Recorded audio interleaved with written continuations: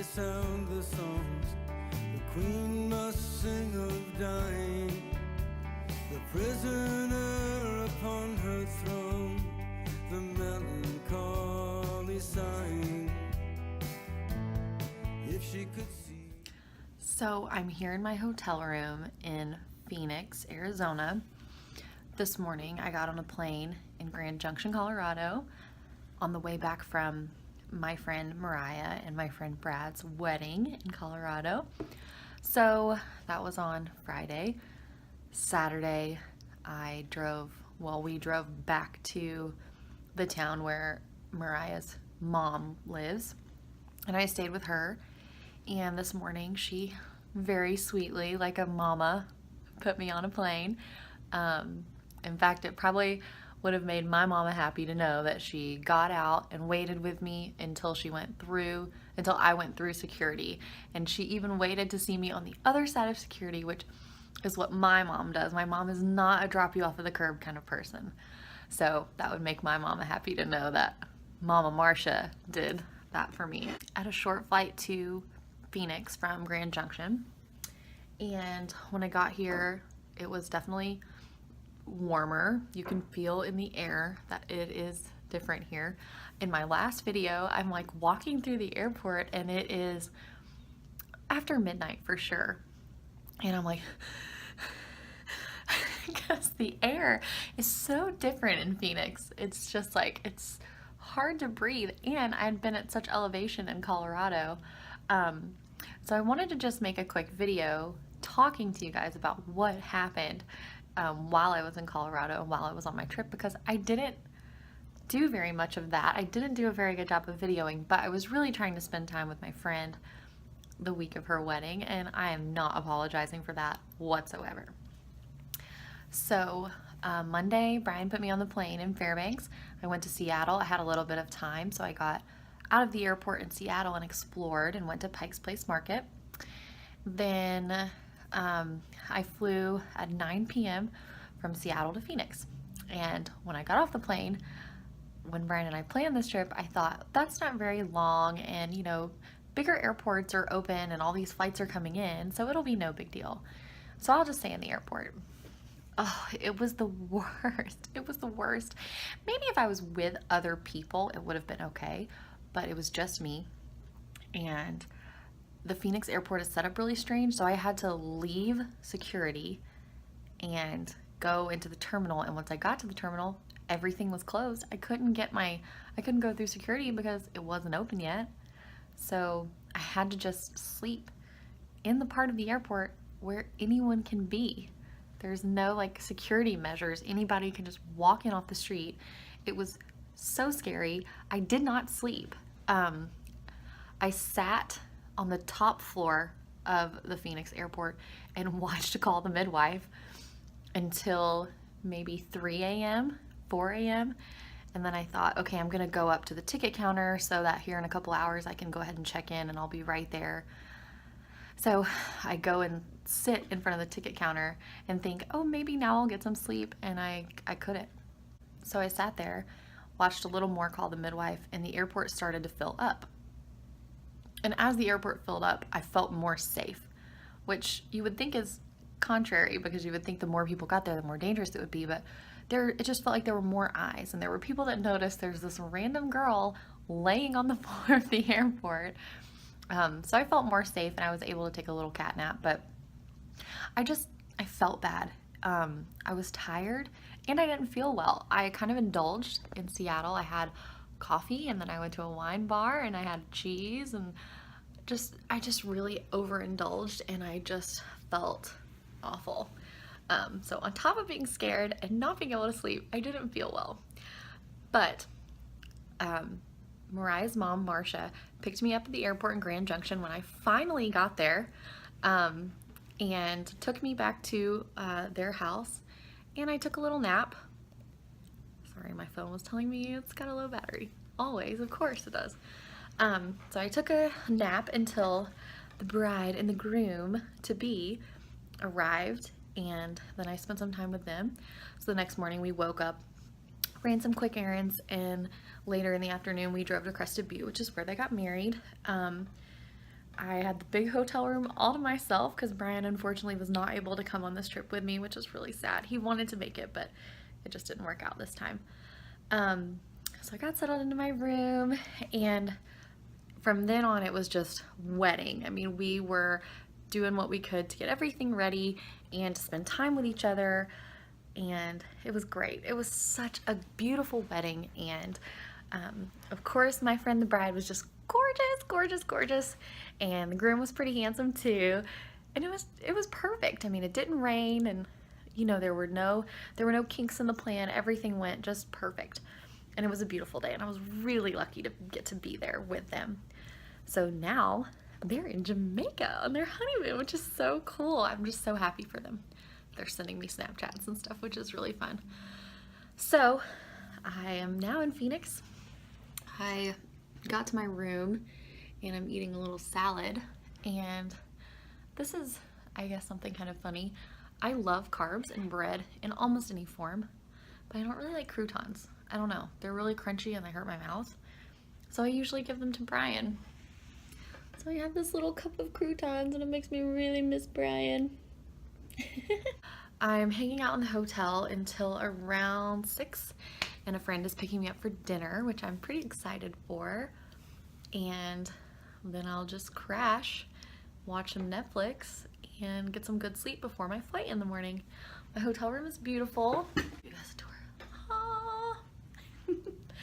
I am very obviously not sponsored by anyone because I am a tiny little baby YouTube channel, but I love booking rooms through Priceline, because if you're booking, like I booked this room yesterday, if you're booking a room at the last minute, you can either do an express deal, which is super cheap, or you can do name your own price, which is also like crazy that they let you pay what you're naming your own price for.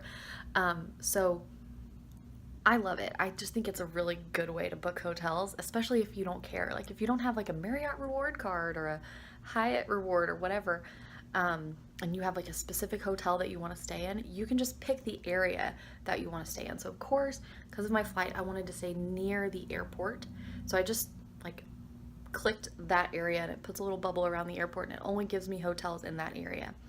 And so I got this hotel for like, I want to say it was like 45% off because I used Priceline. So that's how I'm in such a nice hotel. It's not because of anything other than just Priceline being awesome.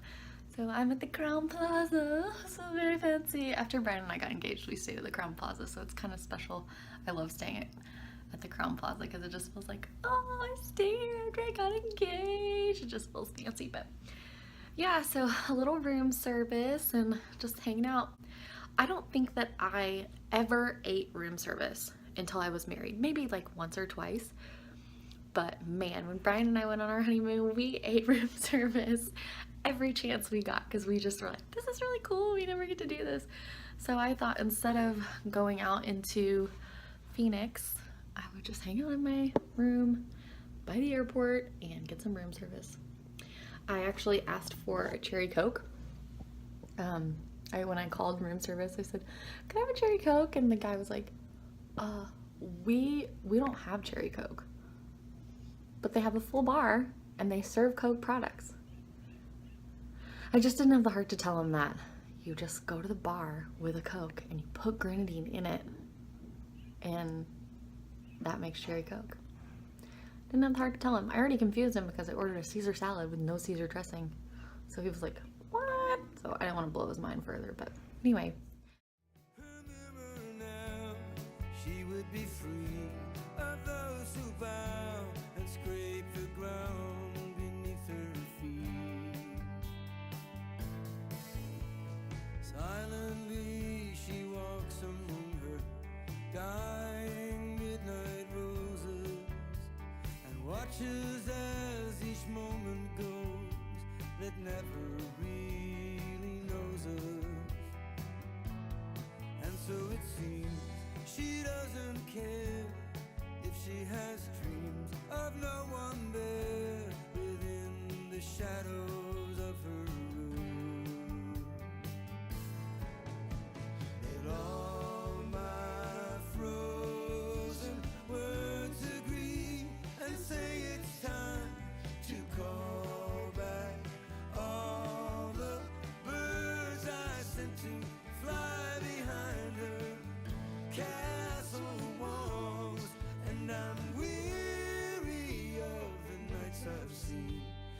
inside these empty halls.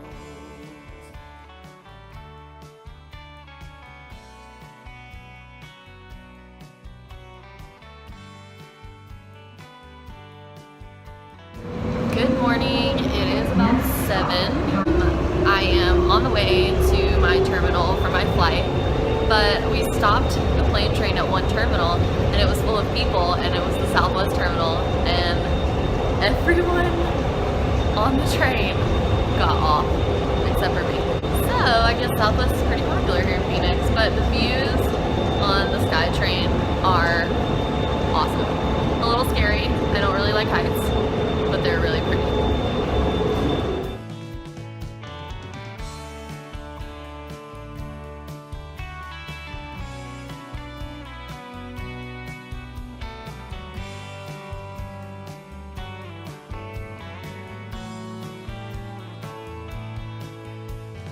Little lady, turn and turn among my weary secrets, and wave within the hours past and other empty pockets. Maybe we found what we have lost when we've unwound so many crossed and tangling misunderstandings. But all my frozen words agree and say it's time to call back all the birds I sent to fly behind her castle walls. And I'm weary of the nights I've seen inside these empty halls.